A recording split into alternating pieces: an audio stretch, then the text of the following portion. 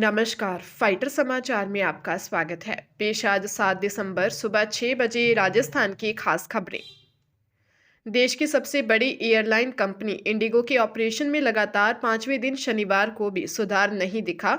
देश के कई एयरपोर्ट से शनिवार को भी 350 से ज्यादा फ्लाइट कैंसिल कर दी गई। दिल्ली, मुंबई, बेंगलुरु और चेन्नई एयरपोर्ट पर रात भर पैसेंजर परेशान दिखे। इससे पहले 4 दिन में रद्द उड़ानों की संख्या 2000 से ज्यादा हो गई है। पिछले 4 दिन से रोजाना एवरेज 500 फ्लाइट लेट हो रही हैं। इंडिगो का कहना है कि फ्लाइट ऑपरेशन नॉर्मल होने में 15 दिसंबर तक का समय लगेगा। हालांकि civil aviation minister Rammohan Naidu ने कहा कि नए एफडीटीएल नॉर्म्स 1 नवंबर से लागू हैं, लेकिन किसी अन्य एयरलाइन को दिक्कत नहीं आई, जिससे साफ है कि गलती इंडिगो की है।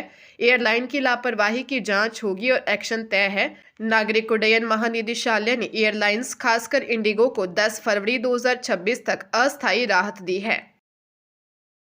राजस्थान में इंडिगो एयरलाइंस की फ्लाइट्स लगातार रद्द होने से यात्रियों को काफी परेशानी हो रही है। फ्लाइट्स रद्द होने के बाद रेलवे स्टेशनों पर यात्रियों की संख्या बढ़ गई है। इस अतिरिक्त भीड़ को संभालने और यात्रियों को यात्रा का ऑप्शनल विकल्प देने के लिए रेलवे ने 3 स्पेशल ट्रेनों का संचालन शुरू कर दिया है।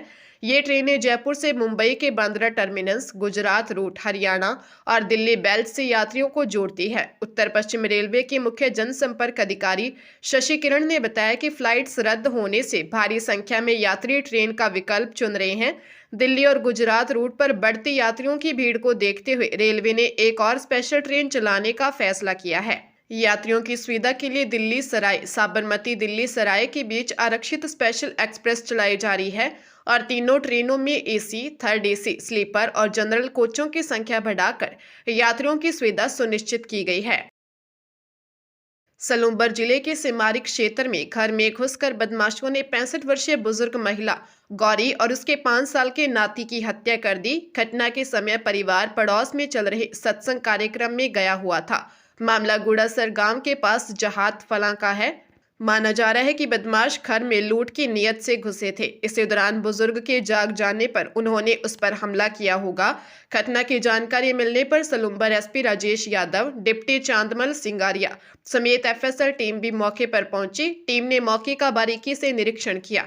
घर से कितनी चोरी हुई या नहीं, अब तक इस बारे में जानकारी नहीं मिल पाई है। थानाधिकारी गोपाल कृष्ण मीणा ने बताया कि इस घटना में 65 वर्षीय गौरी, पत्नी धन्ना मीणा और उसकी नाती 5 वर्षीय सुरेंद्र की मौत हो गई। सुरेंद्र कुछ दिन पहले ही अपने नानी के घर आया था। अलवर एसीबी विशेष न्यायालय ने इनकम टैक्स के एडिशनल कमिश्नर को 4 साल की सजा सुनाई है। दरअसल अलवर एसीबी विशेष न्यायालय ने अपर आयकर आयुक्त बनवारी लाल को 7 लाख रुपए रिश्वत मामले में 4 साल की सजा सुनाई है। साल 2017 में एक मामले के निस्तारण के लिए अपर आयकर आयुक्त ने रिश्वत की डिमांड की थी। परिवादी ने 50,000 रुपये कैश दिए थे और बाकी बचे रिश्वत की राशि के 2 चेक आयुक्त को दिए थे। एसीबी की टीम ने आयुक्त को रंगे हाथ गिरफ्तार किया था। अधिवक्ता जसवंत सिंह ने बताया कि साल 2017 में बीबी रानी के कोटकासिम स्थित शर्मा मॉडर्न पब्लिक स्कूल शिक्षण समिति के संचालक धनपत सिंह ने समिति के एक पार्टनर अमर सिंह को हटाए जाने के लिए 30 लाख रुपए के मामले को लेकर अपर आयकर आयुक्त द्वारा 7 लाख रुपए की रिश्वत की डिमांड की गई। शिकायत के सत्यापन के बाद एसीबी ने ट्रैप की कार्रवाई को अंजाम दिया था।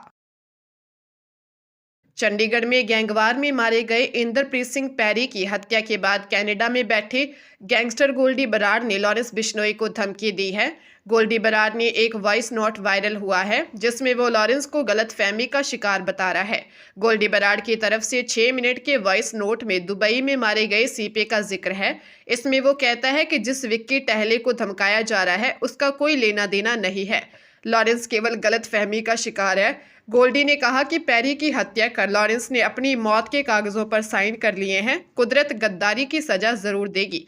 इससे पहले लॉरेंस के लिए काम करने वाले हैरी बॉक्सर के धमकी भरे वॉइस नोट के बाद लॉरेंस की पैरी के साथ आखिरी कॉल रिकॉर्डिंग सामने आई थी। कॉल रिकॉर्डिंग में लॉरेंस ने इंद्रप्रीत पैरी को बातों बातों में धमकी दी थी। इंद्रजीत सिंह पैरी की हत्या सेक्टर 26 में गोलियां मारकर कर दी गई थी। पूर्व सीएम वसुंधरा राजे उदयपुर से जयपुर लौटते समय अचानक अजमेर में रुकी। इस दौरान एक इंटरव्यू में उन्होंने कई भावुक और राजनीतिक संकेतों से भरे बयान दिए। राजे ने कहा, मैंने कभी पद को अपना नहीं माना, यह मेरा नहीं है, यह जनता का है। जब तक लोग मुझे अपना परिवार मानते हैं तब तक मैं उनके बीच रहूंगी। उन्होंने आगे कहा, यह रिश्ता एक रात में नहीं बना बल्कि 20 साल से ज्यादा समय में मजबूत हुआ है। लोग दूर दूर से मिलने आते हैं, राम राम करते हैं, गाल पर हाथ फेरते हैं। यह प्यार हर किसी को नहीं मिलता। राजे ने अपनी राजनीति को सेवा से जोड़ते हुए कहा, मेरी राजनीति जीत और हार पर नहीं, जनता की भलाई पर चलती है। बजट को मैं ऐसे देखती हूँ जैसे घर की महिला पैसे को संभालती है। जो पैसा है उसे जनता पर खर्च करो, तभी काम होता है। उन्होंने कहा कि उन्होंने हमेशा साफ सुथरी नीतियां छोड़ी हैं ताकि बाद में भी लोग समझ सकें कि यह जनता के लिए था। राज्य के जिला शिक्षा एवं प्रशिक्षण संस्थानों डाइट में व्याख्याता और अन्य शिक्षण पदों पर चल रही रिक्तियों को भरने के लिए प्रारंभिक शिक्षा निदेशालय ने बड़ा कदम उठाया है। निदेशालय ने विभिन्न डाइट्स के लिए 257 शिक्षा अधिकारियों की नई पदस्थापन सूची जारी की है। इस सूची में 52 प्राचार्य स्तर के अधिकारी भी शामिल हैं। इन्हें प्राध्यापक या विभागाध्यक्ष के पद पर नियुक्त किया गया है।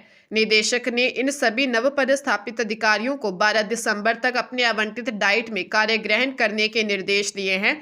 आदेशों के अनुसार जिन प्राचार्य स्तर के अधिकारियों को एचओडी लगाया गया है, उन्हें संबंधित अध्यापक शिक्षा संस्थान में कम से कम 5 वर्ष का अनुभव होने पर ही कार्यभार ग्रहण करने को कहा गया है। यह शर्त शिक्षण संस्थानों में गुणवत्ता सुनिश्चित करने के उद्देश्य से रखी गई है। हरियाणा सरकार ने सरकारी अस्पतालों में डॉक्टरों की कमी को दूर करने के लिए 450 चिकित्सा अधिकारियों की भर्ती प्रक्रिया शुरू कर दी है। स्वास्थ्य मंत्री आरती सिंह राव ने बताया कि यह भर्ती ग्रुप ए HCMS प्रथम कैटेगरी के लिए की जा रही है। मंत्री ने कहा कि नए डॉक्टरों के आने से प्रदेश के लोगों को, खासकर गांवों और दूर दराज के इलाकों में रहने वाले मरीजों को बेहतर और आसान स्वास्थ्य सेवाएं मिल सकेंगी। सरकार का यह कदम स्वास्थ्य सुविधाओं को मजबूत बनाने की दिशा में एक बड़ा प्रयास है ताकि कोई भी नागरिक इलाज की कमी के कारण परेशान न हो। निदेशालय स्वास्थ्य सेवा विभाग के अधिकारियों ने बताया कि कुल 450 रिक्त पदों को विभिन्न श्रेणियों में भरा जाएगा, जिनमें 238 पद जनरल कैटेगरी, 45 पद अनुसूचित जाति, 45 पद डिप्राइव्ड अनुसूचित जाति, 50 पद पिछड़ा वर्ग ए, 27 पद पिछड़ा वर्ग बी और 45 पद EWS के लिए निर्धारित हैं। भीलवाड़ा की NDPS कोर्ट के विशिष्ट न्यायाधीश जगदीश प्रसाद शर्मा ने 86 किलो गांजा जब्त मामले में 2 आरोपियों को दोषी माना। 14 गवाहों और 82 डॉक्यूमेंट्स के आधार पर कोर्ट ने दोनों को 10 साल कठोर कारावास और 1-1 लाख रुपए जुर्माने की सजा सुनाई। विशेष लोक अभियोजक राम स्वरूप गुर्जर ने बताया, 2019 में प्रताप नगर थाना इंचार्ज प्रेम सिंह को सूचना मिली थी कि आजाद नगर शमशान घाट के पास खड़ी कार में अवैध गांजा है। टीम मौके पर पहुंची तो एक कार खड़ी मिली जिसमें 2 लोग बैठे थे। पूछताछ में उन्होंने अपना नाम आसिफ और आमिर बताया। कार की तलाशी में 40 पैकेट गांजा मिला जिसका कुल वजन 86 किलो था। पुलिस ने दोनों आरोपियों को मौके से गिरफ्तार कर NDPS एक्ट में मामला दर्ज कर जांच के बाद कोर्ट में चालान पेश किया। राजस्थान के दौसा जिले में रिश्तों को शर्मसार कर देने वाला एक सनसनीखेज मामला सामने आया है। जिले के एक गांव में एक महिला ने अपने ही बेटे पर बलात्कार का गंभीर आरोप लगाया है।